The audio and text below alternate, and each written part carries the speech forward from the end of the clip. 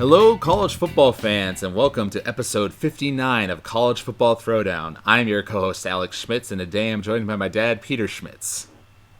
Hello, Husker fans and college football fans. That's right. We are back. We've had a little hiatus. We've both been busy throughout these past couple months, but we had some free time, and so we thought we'd get back together and talk about our favorite Husker program as well as the news in college football in general that's gone on in these past few months. And we're going to start things off by talking about the spring game that happened for Nebraska.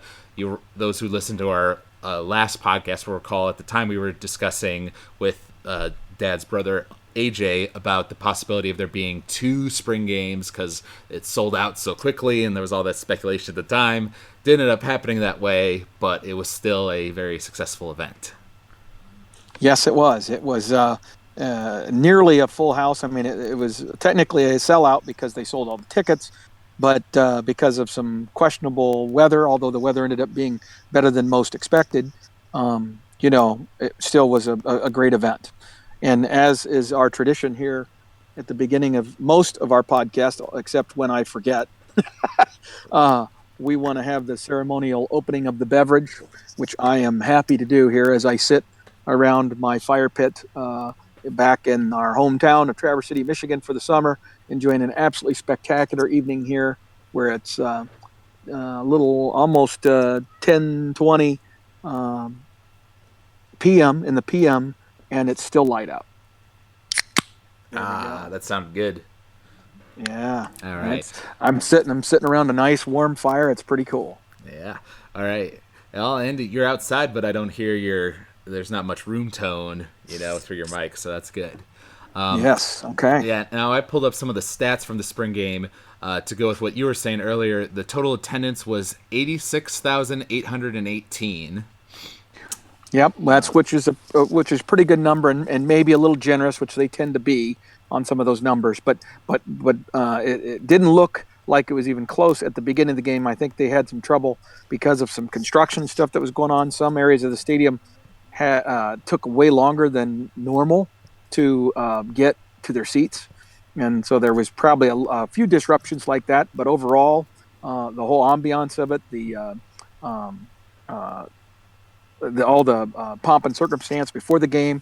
They did a unique tunnel walk music that they had not done before. The traditional service was set aside for this particular occasion to kind of welcome Scott Frost back to the fold. And Come Together was the song of choice this time. And it was a pretty cool video, which is now available on YouTube if anybody hasn't seen it and would like to see it. Mm-hmm. Yeah, and I saw a news article that Bill Moose clarified that no, Sirius is not going away. The tunnel walk will be as tradition during the football season.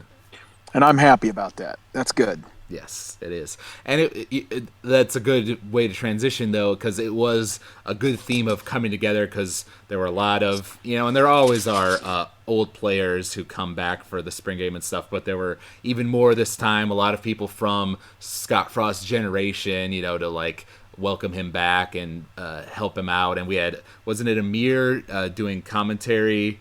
For the Big Ten Network, it was, broadcast live. Yeah. On BTN, so that was neat, and I like the way Scott did things in general. He played real football, except for the quarterbacks being green shirted, so there was no contact for the quarterbacks, but otherwise they were playing football out there, and for the most part, and also just the way Scott set it up, he let his assistants call the plays and stuff, so he wouldn't get wrapped up in any of that, and he could just kind of oversee and take it all in. Mm-hmm. Yep, and I like the adaptability when in the fourth quarter it was the red team was out to a huge lead, and so they let the clock go to the always running versus stopping between plays and stuff. Yeah, they call that continuous clock. Yep, and that's become kind of the tradition. You want to get a couple of quarters of real football in, and then if you've been successful to that point of getting through all that without a major injury, which it appears we did, then you want to just kind of get it done, get enough snaps with all the other players, the lower unit players, and then get out of there without any major hiccups. Right. Yep. Yep. And the final score of the game was red 49, white 9. Now, Yeah. can't read too much into that because obviously it's kind of a No. scrimmage, and the red team had more of the talent than the white team and all that. Right. It was the talent. They didn't necessarily go straight line on what they believed were starters because they didn't really want to state who starters were and who starters were not. But it was clear that they stacked the red team with guys that were more of the likely starter group, if you will. Right. And certainly going into the event, I would say one of the biggest talking points and things people were interested in was the quarterback battle, because we had Right. Tristan Gebbia and Adrian Martinez on the red team with Andrew Bunch and Noah Vedral on the Vedral, white right. team. Right. And I would say after the day's events, Adrian Martinez came out as the favorite of the day, I would say. Well, I think that's true from the standpoint that he clearly looks to have all the skill sets that that Scott Frost is looking for in his quarterbacks, right, for this system. So that's why he was the man. But quarterback passing accuracy is very important, and I don't know that we saw enough on just that one day to really make an assessment of where Adrian is right now in terms of his throwing accuracy on a consistent basis, nor Tristan for that matter. But we know enough because Tristan is a redshirt, and from the information from last year, Tristan has a pretty darn good arm. I mean that's already somewhat established. Right. Yeah. Although you could tell that those couple times that Adrian, snuck out of the pocket and made some runs Right. and stuff, the crowd went wild for that because Oh yeah. we're Nebraska after all. Yes. Exactly. Yeah. Well, what's interesting is I've got Adrian's stats here. He was 10 of 13 for 114 yards passing, and then ran it 14 times for 60 yards, and I believe 3 touchdowns. Right. On the ground. Yes. Yeah. That's the thing. He statistically and such, he had a very good day, obviously, and I'm sure he enjoyed it because keep in mind, he's a kid who, did not play his senior year because of an injury.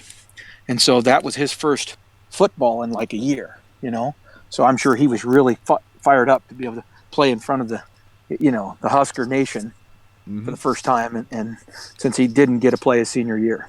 Right. Yes. And Gebbia, obviously wasn't as great on the running stats, but he had good passing stats as well. I recall though that definitely in terms of like drives that made it went to points, Adrian Right. definitely had more than anyone else. Well, that's true. Yep. But the bottom line is really 3 of the 4 quarterbacks, I think, showed very well. And ironically, Vedral, who is the one that has the most comfort level with the system because he transferred from University of Central Florida and has played in this system already, did not appear to have as good of stats for the game, but yet throughout the course of the whole spring, many of those who had the chance to watch practices, like high school coaches and stuff that were invited, they all seemed to express that Vedral was very much a capable player within this system. And so really what it should have done for us Husker fans is allay any fears we might have had that we didn't have quarterbacks capable of executing this system. I think that is a thing where now we can be assured we have some options at quarterback that are going to be pretty good. Right. And of course, like anything, we have to temper our expectations a bit because, we're running against the white team defense and they are running with a more limited, simplified playbook. They're not getting into the complexities yet and things of that Correct. nature. But I think some general things we can take from it, some more stats here. We ran it 50 times for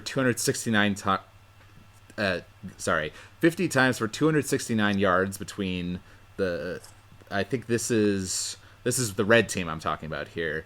And then 30 passes, 22 completed for 234 yards for a total of 508 yards. So pretty evenly mixed in terms of total yardage between passing and rushing.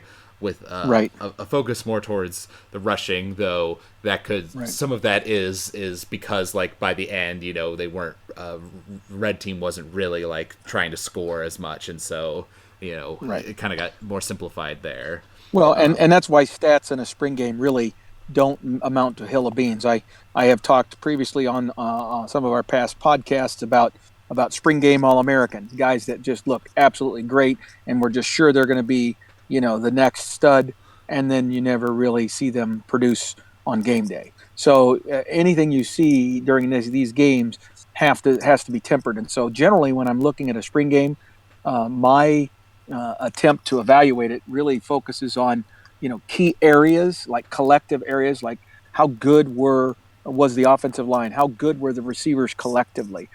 Yes, you can get excited about individual performances, but you need to temper all of those things, recognizing that it's a spring game setting and that sort of thing. But what I liked was I liked the demeanor of the team. I liked although Scott Frost has expressed numerous times since the spring game that he was actually a little disappointed in the pace that the offense was executing at, that he wants it to be going way faster than that. And frankly, they need it to go way faster than that. If they don't get this thing going faster, then we're going to get our asses kicked by the premier teams in the league.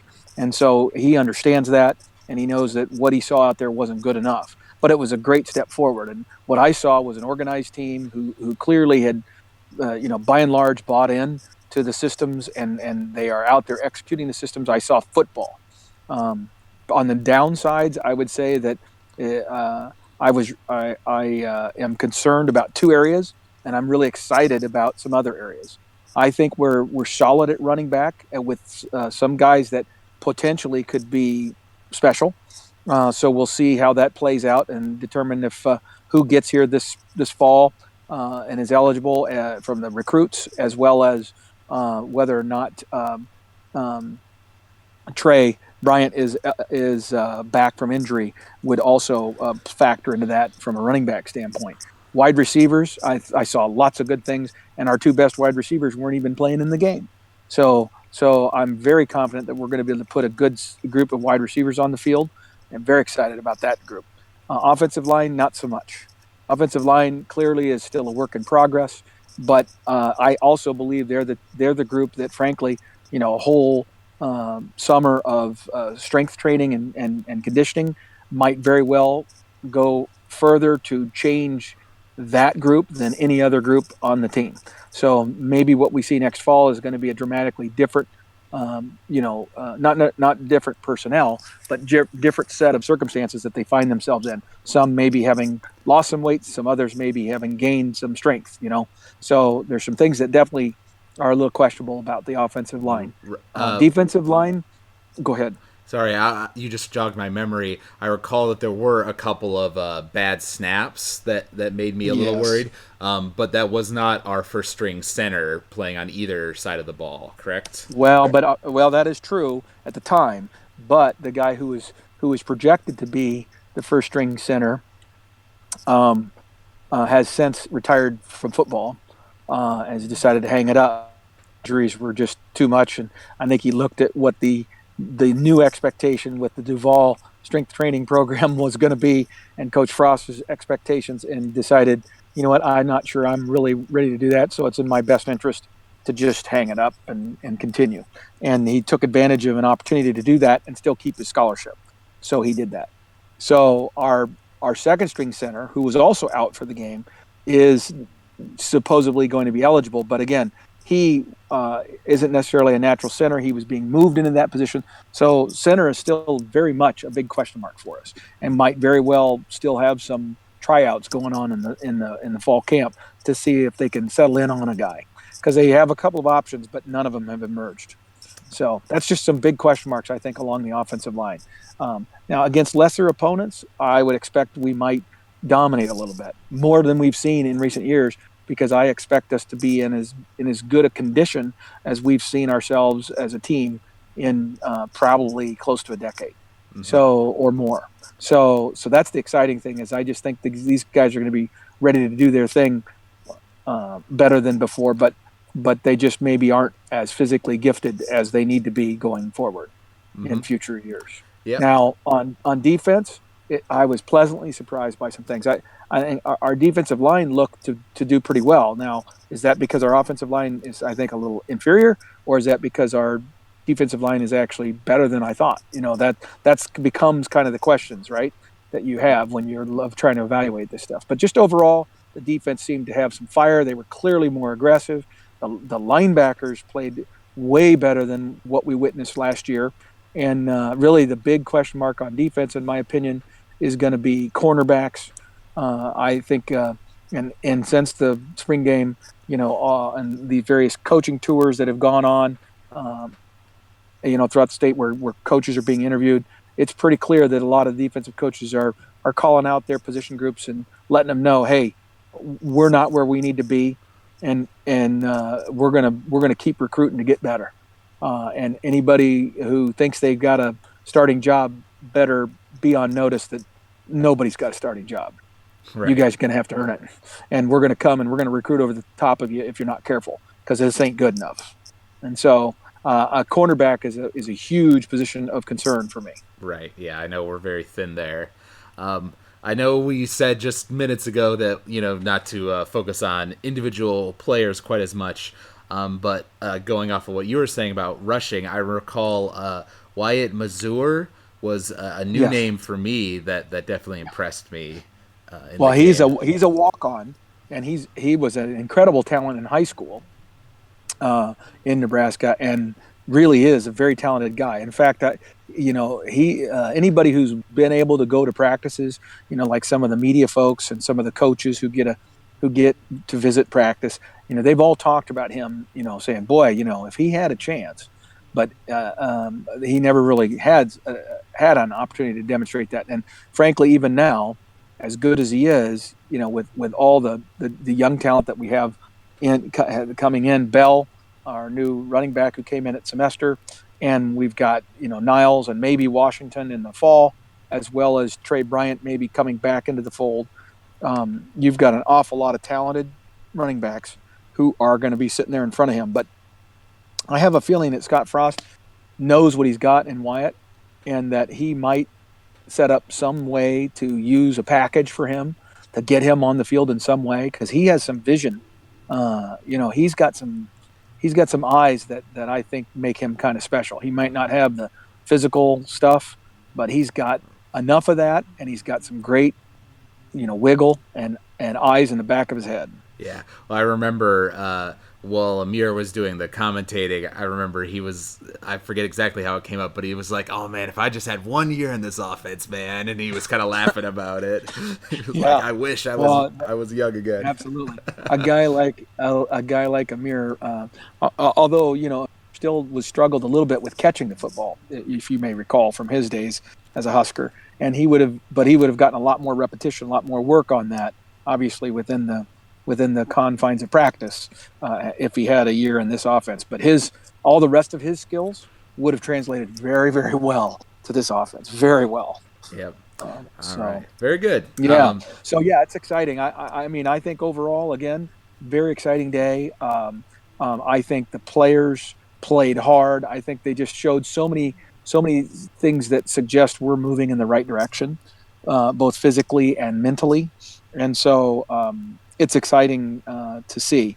But I think also I'm pleased that in talking with various Husker fans, because I had the ability to attend the game, is that I think the vast majority of folks that I spoke to are very tempered with their enthusiasm. They're realistic about what this year is coming up and how difficult the schedule is that we are confronted with, and recognizing that we don't quite have all the pieces together, and this coaching staff's going to need some time to dramatically flip what was in place, last year. Right. Yep. No, I think that's definitely a good sign, because there is a lot to overcome there, both in terms of the talent pool and depth and all that, as well as just the sheer difficulty of the schedule, which is brutal, for sure. Yes. Moving on from the spring game, you mentioned earlier that the coaches have been doing some tours across the state, speaking at different events and things of that nature. What is it that you've been able to glean from those interviews that they've been giving? Yeah, that has been a nice thing about this off season is because they are all new coaches, having to kind of introduce themselves.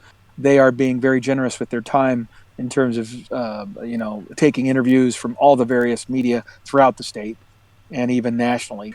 And one of the best interview is clearly what do I want to say?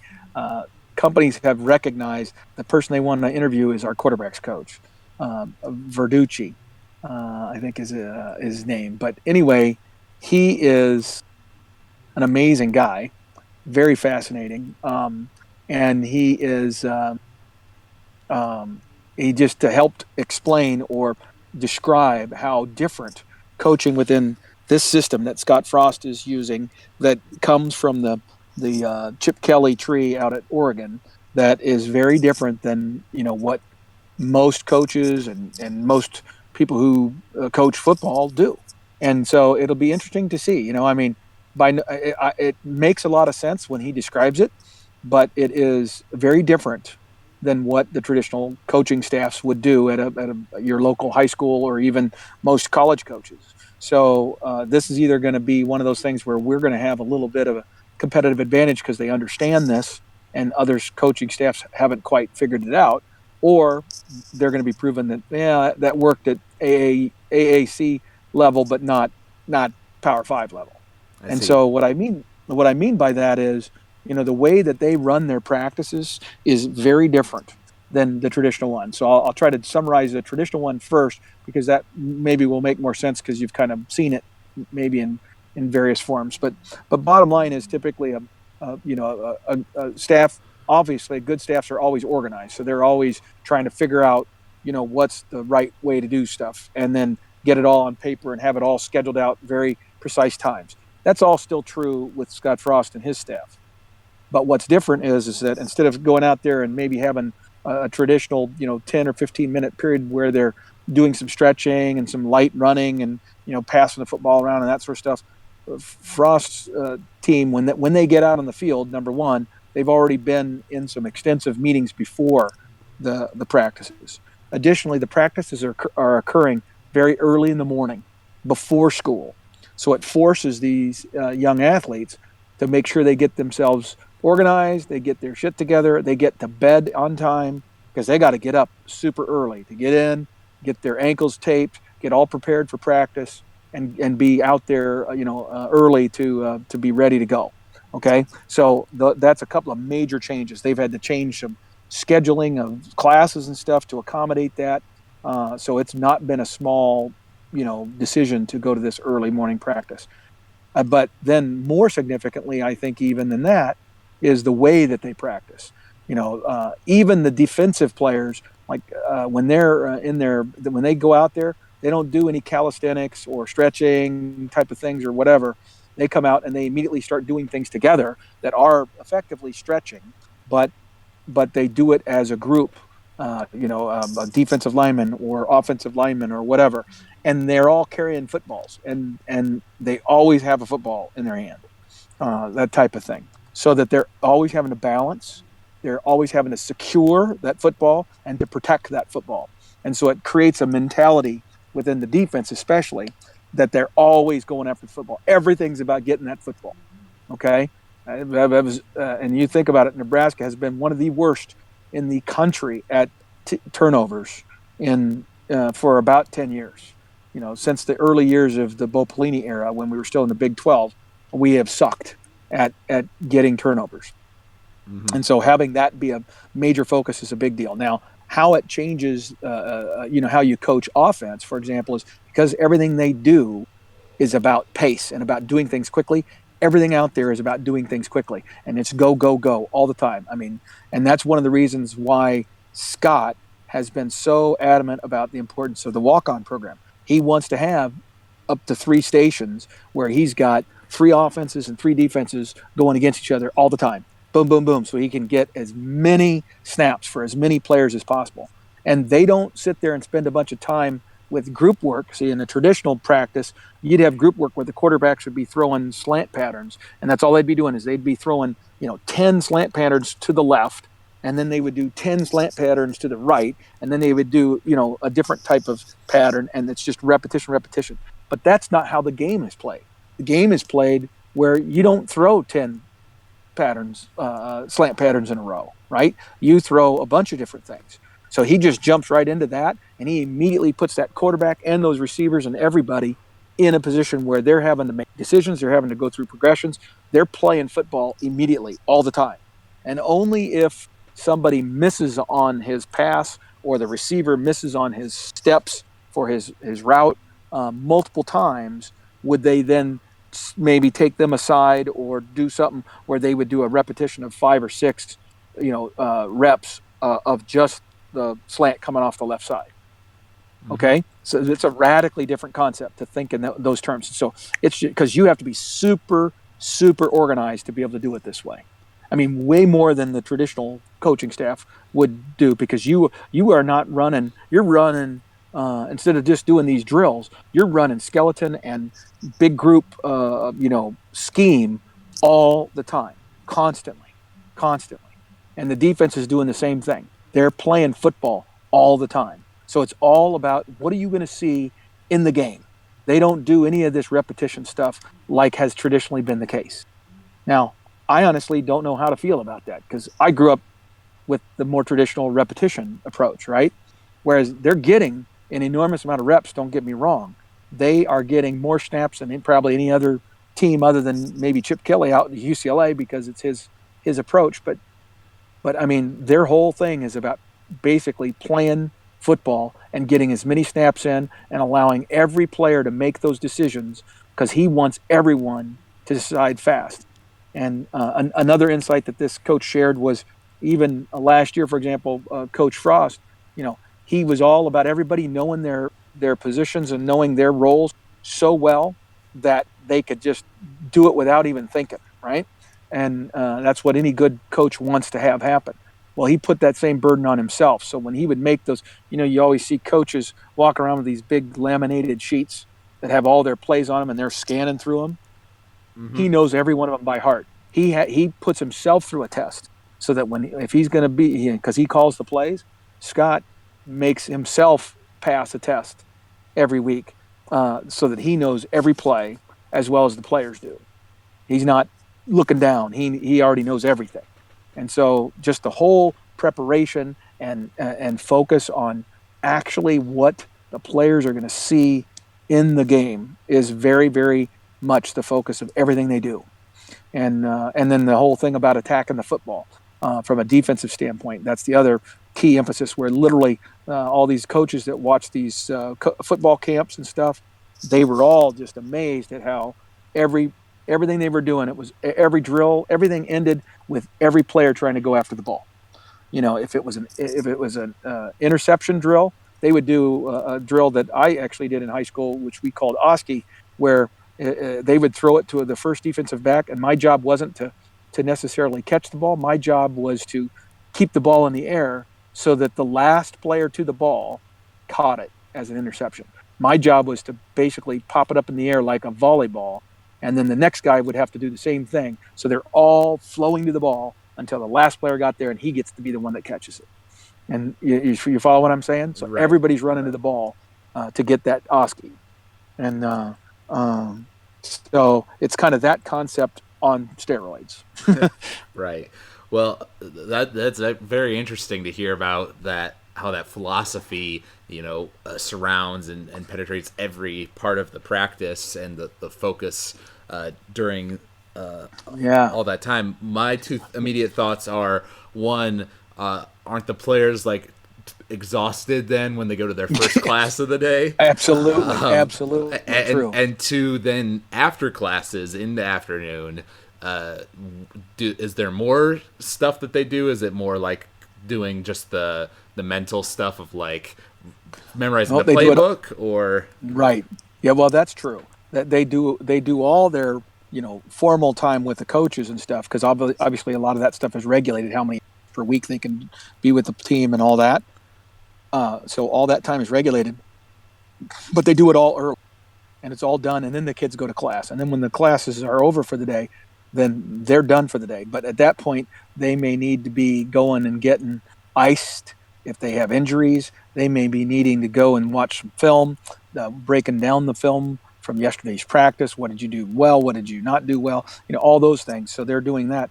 And the bottom line, though, is because they shift it that way, I think it lends itself to the players staying out of trouble. It lends itself to the players not really even allowing themselves to be put in situations which they might have been put in the past, where because they had practice, then practice would be over at, like, say, 8 o'clock at night, 7 o'clock at night, and then they would go out and maybe hang out.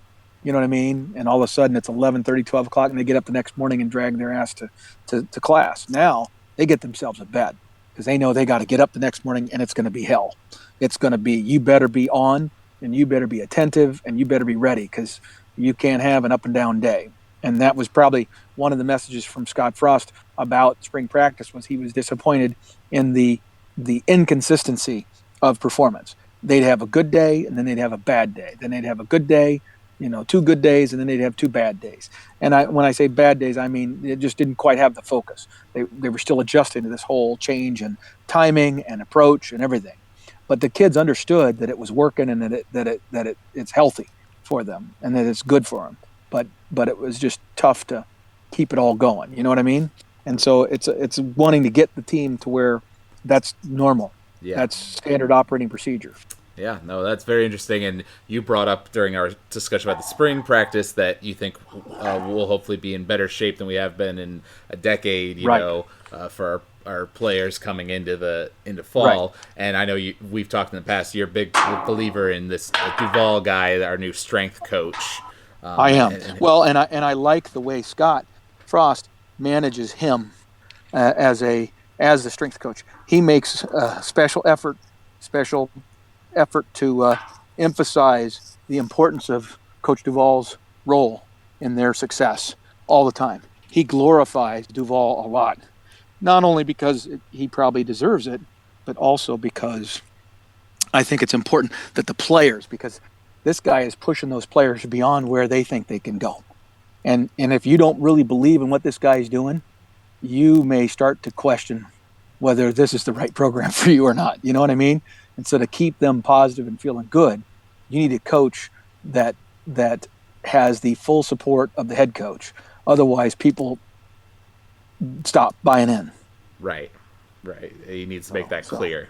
Yeah. And then you also mentioned that this staff has a different way of recruiting than what we were used to in the recent years as well. Absolutely. So, we're sitting as of today at about 10 recruits that have committed to the University of Nebraska for this cycle, the 2019 recruiting class, and that's about where you would hope to be. I mean, I'm not uncomfortable with that number of recruits already kind of in the fold, but frankly, a number of them are not very highly regarded. Some of them are like 2 stars and quite low ranked. But when you go a little deeper into these players, you can tell that they're formative players. They maybe are taking some chances on some guys who have the right makeup but haven't demonstrated the performance on the field yet. We just, for example, we recruited an offensive tackle who's very light for the position of offensive tackle. He's not one of these, made to order 300-pound 6'5", behemoths that's ready to come in and maybe start as a freshman. But he was a tight end a year ago and was playing at like 230 or 225. Well, now he's already up to 250. He's about 6'7", but he's quite athletic. And looking at him, he's a lean, athletic-looking guy, and clearly has the body, the frame that will allow him to get up to probably 290, 300 pretty easily. But he's an athlete. He's quick. He's got some athleticism to him that maybe some of those bigger boys, when they come into the program, you need to reframe their body. You gotta take off some fat weight, some bad weight, and convert that to muscle weight, right? And that's the transformation of what you do to offensive linemen traditionally. But they're going after a guy that they're going to be able to build from the ground up. They don't have to take bad weight off him because he doesn't have it. They're going to just build, right? They're just going to build the guy that they want. And he already has demonstrated quick feet, that allowed him to play tight end in high school, right, as a receiver. So he's obviously got some athleticism to him that maybe isn't typical of an offensive tackle. Right. So, And that so I mean, that's a different approach. But that kid is an unranked, 2-star recruit at this point. Right. Well, and that fitness and quickness and all that stuff you're talking about, of course, feeds into the whole offensive philosophy of getting to the ball Right. quickly and being Yes. ready to go snap after snap and all that Right. sort of stuff. So I think Nebraska fans are going to have to get comfortable with the fact that we have to trust that these coaches, they are getting it. They understand what they need and what works with their system, and it doesn't always match up with what everyone else is looking for. And so we're going to be going after some guys that are maybe not as highly regarded according to the recruiting services, but they have the right character makeup. Scott has emphasized from the very get-go the importance of character on his recruits, and he will pass on a guy who's clearly more athletically gifted. If instead he can get a guy that's maybe not as athletically gifted, but has the character traits and stuff, and is going to be the kind of player that Scott believes will lead the team forward in a positive way. Because he just, I think his philosophy is that in the long run, those players will buy in. Those players will become better players, better teammates than some of these superstar studs. Now, that's not always going to be true. Clearly, there's exceptions to the rule. Guys that have all those characteristics and also are 5-star studs too, right? They have the physical and the mental and the attitude and everything. And obviously, we're going to try to go after as many of those as we can. But frankly, we're going to lose most of those recruiting battles right now. And they recognize that. So they're going to build this thing their way. And so it's very clear their philosophy is in place. And I think as Nebraska fans, we have to remain very confident and humble with what our recruiting rankings are going to be about. And I think year in and year out, we'll probably be pretty solid, but we're not going to be spectacular until we start showing performance on the field. And if we are able to turn that corner and start showing the improvement on the field that I believe is coming, then Scott, the door is going to open to more of those guys, those premier guys. But until that happens, he's going to get the guys that fit.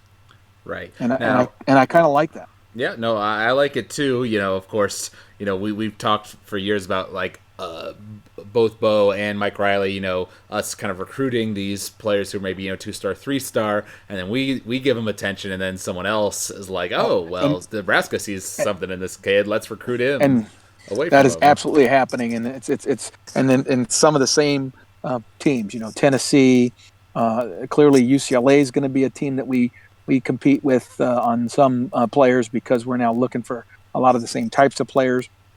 But right now we've tended not to focus a lot in California because our coaching staff just came from where? Florida. So where are we focusing? The Southeast. We're hitting Georgia hard. In fact, we have 10 recruits right now from 8 states. Wow. Okay. And it's, we got one from Louisiana. We got one from Tennessee. We got one from Georgia. I mean, we are all over the Southeast. A little bit of Texas, and and then a few from Nebraska, and that I mean it's they're all over the map. So they are recruiting nationally, but it's mostly east and south, and not quite as heavy of a West Coast lean like we had, where obviously Coach Riley was all about the West Coast because that's where his lineage was, right? So we were getting a lot more California kids. Now, that's not to say we won't get out there to California. It's just going to take us some time to build some relationships. So recruiting is a work in progress. And I think we're going to have to show some patience. But I think I believe in what Coach Frost is trying to do and his team of coaches to get the right kinds of players and guys that they can make work with, Right. And then once we start having some success on the field, I believe they will raise the bar and start to target some of those higher level guys. Right. Well, but, correct me if I'm wrong here, but we did get some commitments from some 4-star players amongst that group, didn't we? We did. Oh yeah. Yep. Yes, we did. We have 3 4-star players, and now again, we had a couple of guys who were highly regarded. 2 of them that were in the rivals top 250 players, right? Which is a good moniker for getting top talent. If your guys are in that list. But both of them fell out of the list with this last go-around. They keep updating the list over time, and this is where the game of are you willing to go to camps? I mean, like we had one kid who was the MVP of a camp, and yet he still dropped. It just doesn't make any sense. So I don't know. Sometimes those rankings to me I've always put them at a little bit of arm's length. I know they're important because good players want to play with good players. Good players want to go to places where they believe they have a chance to win championships. I mean, that's what most kids are looking to do. Obviously, they want fit with the school and all kinds of other things come in, but at the end of the day, they want to win, right? That's what Mm-hmm. competitors want to do.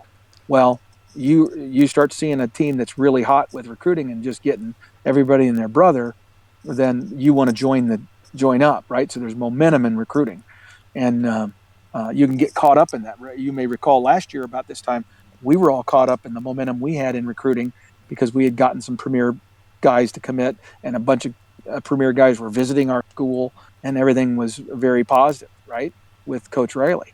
And then the season started, and they saw the product on the field, and those guys all ran for the hills, right? And Mm-hmm. our recruiting class fell apart. Well, and that's what typically happens if you don't produce on the field. So at the end of the day, it's about getting guys that can work with your system, and Yep. I think Scott's doing that. So I think that's my message: is guys, coaches just need to be very patient. We're going to get the kids, and we're going to take some chances on some kids that are premier talents. We're going to once we commit to them, we're committed to them. But he's going after guys that are understand and have a little bit of that maturity angle, or if they don't, they're a guy that Scott Frost has spent enough time with that he believes, okay, I'm going to take this guy and I'm going to get him where he needs to go. Yep. Um, Yep. so because Scott knows just as good as anybody because he played with a bunch of them. He knows he needs difference makers.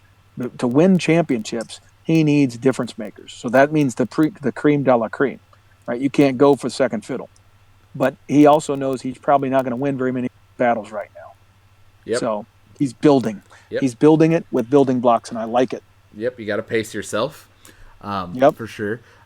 Is there anything else you want to talk about there? Or should we dive into the national news? I think that's it. I think so. In an interesting way, my expectation for this season, Alex, is to hope that we can get to 6 wins. I believe we can, and that would make us bowl eligible. I think that would be a successful season for Nebraska. I'm sure a lot of people would be disappointed to hear me say that, but I really believe that's where we're at, given our schedule and where we are talent wise. But more importantly, I'm just looking to see progress. But I can tell you, I'm probably as excited or more excited about this season than I've been in quite some time because I really believe in what Scott's doing, more so than any of the other coaches that have been there over the last few years, where I wanted to believe. I was behind them because I'm a fan, but now I truly believe what Scott's doing is our best chance to become relevant and competitive at winning at the idea of competing for Big Ten West championships, and which gives us the entry into Big Ten championship games, and then we'll go from there. Yep. Yep. For me, I would say I remember the excitement back when Bill Callahan was fired and Bo Pelini was brought in. People are Right. excited about that because he coached us in the bowl game, so there's a past connection there. Being our Mm-hmm. defensive coordinator in the past. Oh, and his first few years were very promising. Yes, for sure. And of course, it doesn't hurt having Ndamukong Suh there. In your Right. first couple of years as a coach, and his defensive mind and what he was bringing to the table, and that after Bill Callahan, having this kind of more hard ass tough love kind of guy in Bo seemed like it might be the right fit. Now it's a shame that didn't quite pan out in the end, but there definitely was excitement in that first year or two. Yes, and I would agree with you. I was with the Bo hire as well, but we also knew then that Bo was a raw head coach and that he was going to need to grow into the position. And then what we observed over time was that he didn't. That instead his weaknesses as a human kind of got in his way Mm-hmm. and kept him from being all he could be, and that was disappointing. Right. Well, and where Scott isn't quite as raw as he put it, because he has had 2 years as a head coach at UCF and Right. obviously had this great success there. But at the same time, he is still so young, and he hasn't coached at a school nearly as big as Nebraska before, Right. as a head coach. Right. So there's definitely that sort of coming into the position. But in this case, you also have Tom Osborne there, kind of as a guide. He was there for Bo as well, but Bo didn't listen to Tom, or it seems like over time he kind of pushed him more to the side. Whereas obviously Scott has this great relationship with him already, and so we can Right. hope that he'll be more accepting of Tom's wisdom. Right. Absolutely. Well, and Scott's philosophy already is so much more on the mark with what I think we want to see happen. I think the things that could potentially derail Scott is that he has this philosophy that's given him success at UCF and prior to that when he was an assistant offensive coordinator, et cetera, down at up at Oregon. But the reality is Oregon never won a championship. They got to a championship game. They never won a championship, a national championship there, but they were consistently good. Um, Now, can that work in the Big Ten? Can that work in November? Because the thing with this offensive philosophy that he has is it's not a ground it out and pound it. It is a game that's based exclusively on speed and pace and just confusion and creating stress points, right? Where the defense is having to be forced to make decisions all the time about who they're going to cover and which way they're going to go and that sort of stuff. And so but you need that pace to make that happen. If they're able to slow you down because they're able to overwhelm you at the lines of scrimmage, then this offense looks awful. It comes to a grinding halt and it looks like crap. And so the question is, will we ever get enough athletes and be able to execute at a high enough level that we will be able to put that kind of stress on premier programs like Ohio State or in recent years Wisconsin? Mm-hmm.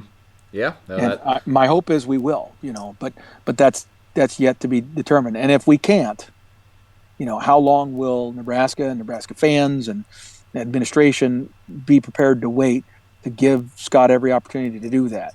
Or will Scott at some point recognize, you know what, I'm going to have to shift my philosophy a little bit now that I'm in the Big Ten and recognize that power football is an element that I can't ignore, and I have to do some things in terms of recruiting athletes and such, so that I can have an offensive line capable of being powerful when it needs to be. Right. As Well, I and like you said just now, talking about November, when it gets to be cold and your quarterback's hands are windy. freezing, and yeah, it's windy, will throwing it all over the place still be viable? Right now, keep in mind, Scott Frost's offense doesn't throw it all over the place. Even at UCF and at Oregon, they ran the football more than they passed it in most cases. So it's not like they are a pass happy West Coast type of offense. They are run based, but it's not power run. Mm-hmm. It's deceptive running, and it's a lot of quick pass type stuff. And so when you need to just get first downs, when you need to grind out and hold on to the football so that you can finish a game, that's tough for that offense to do. And he demonstrated that even last year in his 13-0 season when he played against the premier teams from his own conference, Memphis and USF. He was in shootouts where it was indeterminate who was going to until the final whistle blew, man. I mean, they were like 45-42 and 56-50 type of deal. I mean, it was crazy, right? Scoring on both sides at crazy pace. And as Nebraska fans, we're going to have to get used to the fact that we're going to win some games that way, and we're going to lose some games that way, and that's uncomfortable for us because we have our tradition, our blue blood background is power and control, right? Mm-hmm. And that's not what Scott's system is about. So it'll be interesting to see if he can evolve that system so that it has some of those elements, or if he has no interest in doing that and he's going to stay focused on what has worked for him so far, which is what I would expect him. Right. Yeah. Especially in this first year, if he's gonna, try out the system, see how it goes, kind of work out the kinks, as it were, as he transitions to the Big Ten and all that. So Right. it'll be interesting to see for sure. All right. So, last topic of the day is this national news. There have been some big rule changes here since we last did a podcast that deserve our attention. Absolutely. So the thing with this is that the first big rule change is, and it is huge, is the redshirt rule. And the NCAA has changed that rule so that now any player coming in, well, any player can who has a redshirt year available can play 4 games, uh, and then decide to redshirt and still have that year of eligibility back. Okay, so with that being acceptable, and you can decide to redshirt for any reason. It's not like you can only get it for an injury. See, in the past, if you played in one snap, if you played on a kickoff coverage team one time in one game, your eligibility clock turned on, and that was a year of eligibility for one play. Okay, now.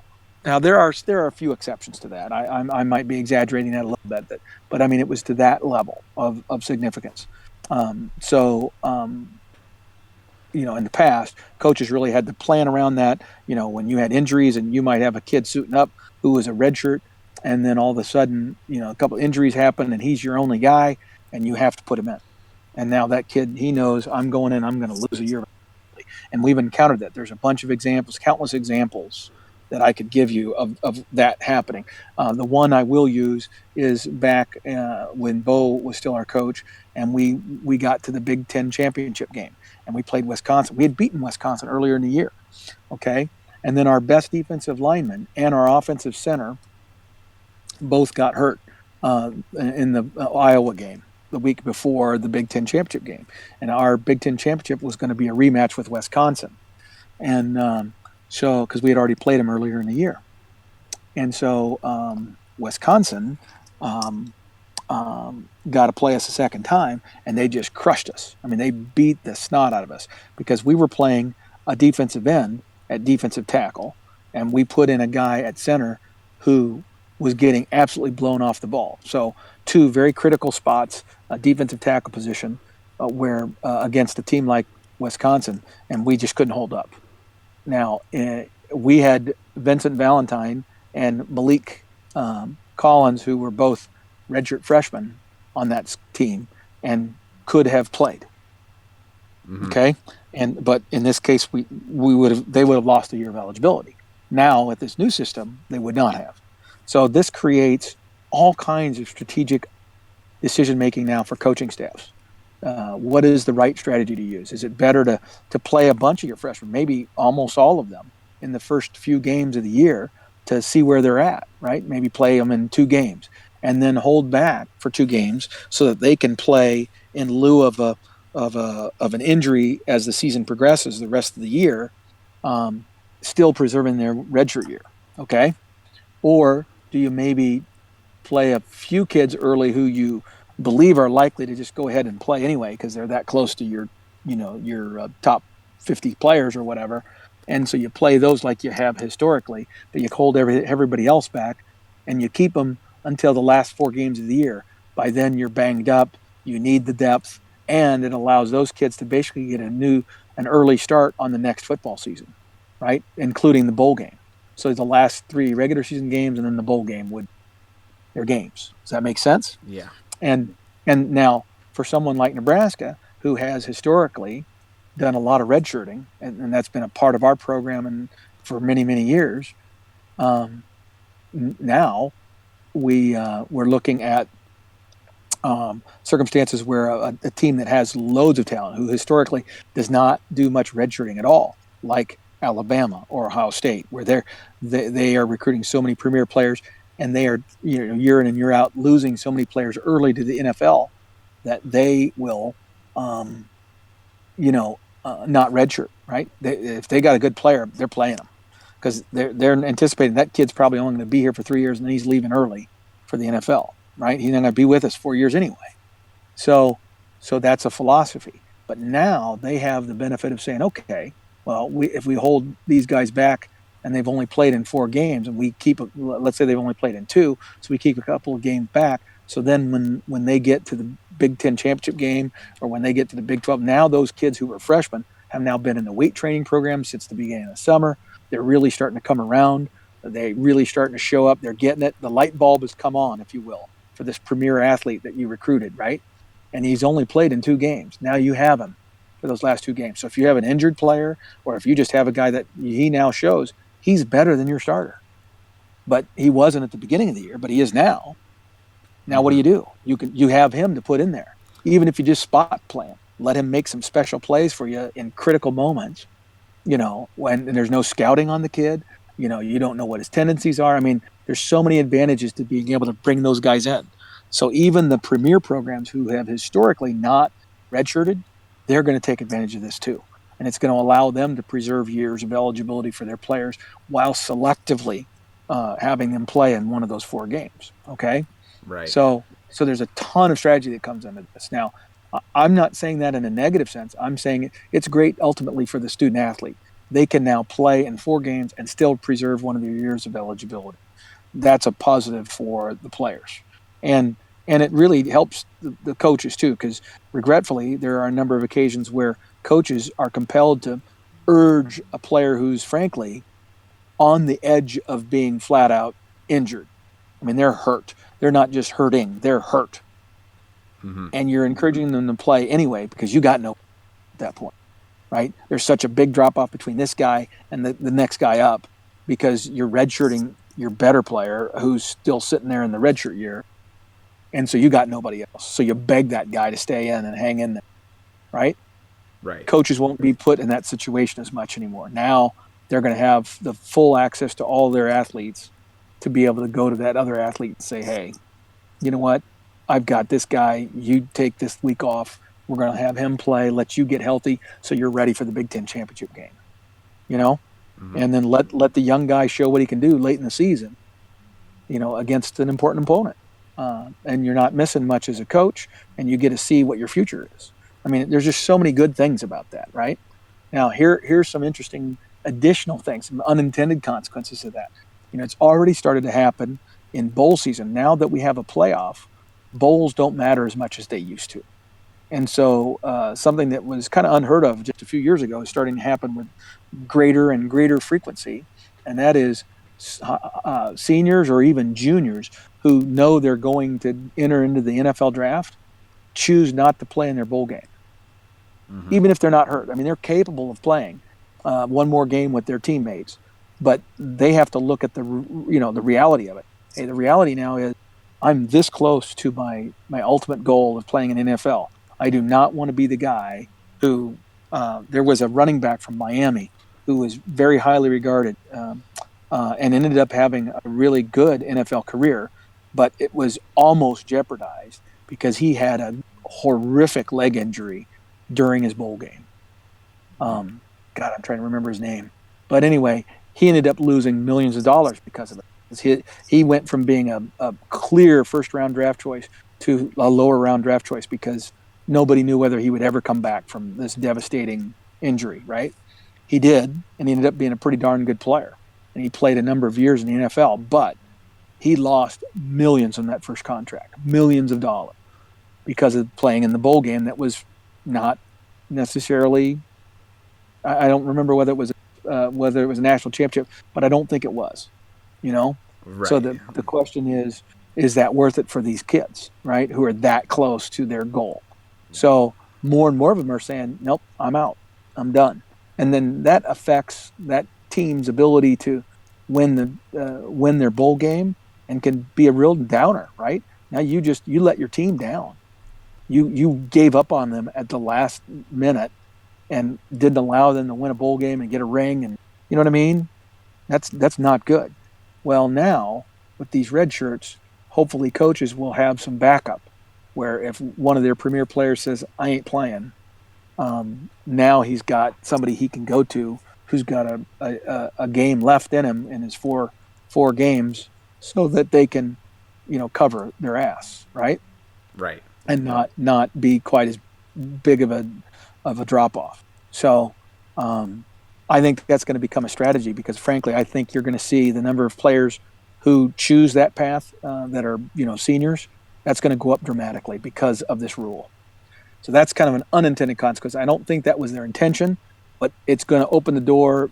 Players aren't going to feel as obligated, and they're going to be much more comfortable telling their team and their coaches, "Hey, I'm done. I'm preparing for the NFL. I'm not playing in this meaningless, you know, game." And the problem is now everything's meaningless except the two semifinals, right? So even playing in the Fiesta Bowl in a year when it's not one of the semifinals um, might be viewed as meaningless to a player who's going to be a top 2 round draft choice. Why would I risk my multi-million-dollar position and my new job just so that I can go out there and win one final game for you that's meaningless, Mm-hmm. and I'm not getting paid for it. So why would I do that? Right. So Well, I think that trend was going to increase regardless of anyway, this rule change or not. But you're right in that it will probably make it go up maybe by an even greater amount, especially if they know, hey, this red correct. shirt behind me Is really good. is good. So I'm not Yes, leaving them in dire straits. right. There. Yeah. That's exactly right. Yeah. Well, and coaches are now going to try to manage their red shirts based on that too. They're going to know their guy. They know guys who are the most likely to head out to the NFL. You know what I mean? They know those kids well in advance of the end of the year. The ones that have performed well enough that's an option. Right. Does that make sense? So they will have to manage that now with those 4 games, and which will be interesting and another part of the challenge of being a head coach. Yep. Well, from what all you're describing and what I've read about it, I do like the strategic element it adds because it's something that helps everybody. But like you said, in different ways. It's different for a school like Nebraska than it is for Alabama, but it helps everybody. It's an additional tool that we can use. Right. Personally, Well, I would probably lean towards, if I was a coach, saving those games and building up the strength of these freshmen, and then bring them in when I have the injuries that I know are going to happen later in the season. Well, and frankly, I would also want my team to be at full strength during conference season. So I would be less inclined to do it in the non-conference season, right? So the first 3 games of the year for us right now are our non-conference season, right? So this year against Akron, Colorado, and Troy, those 3 games, how many of those freshmen do I really want to use one of their games? Well, for the ones that you think might have a very legitimate shot and are probably not going to redshirt anyway, because they're going to play more than 4 games just based on where they sit on the depth chart after fall practice is over, you're going to play them anyway, right? You're just going to go ahead and do it because you need them and use them most likely. The ones that are borderline are the ones that you might want to question. And so for Nebraska, I know we're on national subjects, but for Nebraska, for example, we've got Adrian Martinez, who's clearly one of the 2 probably most likely candidates to start at quarterback. Now, do you immediately start playing Adrian if he wins this? If it's tight, like you could go either way between him and Tristan. Which one do you choose? Is it more strategic for you to give him a game and let him try it out, and then if he doesn't do well, isn't quite ready, then you go ahead and you've preserve his redshirt year, or do you say, you know what? Because you haven't used your redshirt year yet, Adrian, you're our safety blanket. And even though you and Tristan are neck and neck right now, and I can't really say which one might be better. In fact, I might even think that Adrian might be a little better at quarterback right now. But do I start him in that first game of the year, or do I go ahead and go with Tristan and see if I can win with Tristan, and then if Tristan were to get hurt, I've got Adrian for 4 games. And I might still be able to preserve his eligibility. Right. You follow me? Yep. So there's all kinds of choices like that. Mm-hmm. So anyway, that's that one. And then the second one, which I'll spend less time on, is this issue that has to do with transfers and the fact that currently a player who decides that they want to transfer often has to get a release from his current institution before any other institution is allowed to begin to have conversation with him formally about transferring to their school, right? So he has trouble, gauging how much interest other schools might have in him. He has trouble figuring out what's going to go on until things are a little later. And sometimes coaches can make that a little bit difficult for a player, just to increase the amount of discouragement, if you will, from transferring, right? To make it less attractive. And so what they've done is they've removed that power from the institutions and the coaches and said, listen, if somebody wants to transfer, under these sets of conditions, they're going to be allowed to do so, and you can't stop them. You can't not release them. But this change in transfer rule does not mean that you are immediately eligible. It still retains the biggest hurdle, which is that under any circumstance, pretty much, except rare exceptions like NCAA violations, etc., they're going to require you to give up a year of eligibility. And conferences are still going to have the opportunity to have their own sets of rules that make it even more stringent for transfers within the conference, for example. And so, you can lose 2 years of eligibility within a conference. Those kinds of rules can still exist.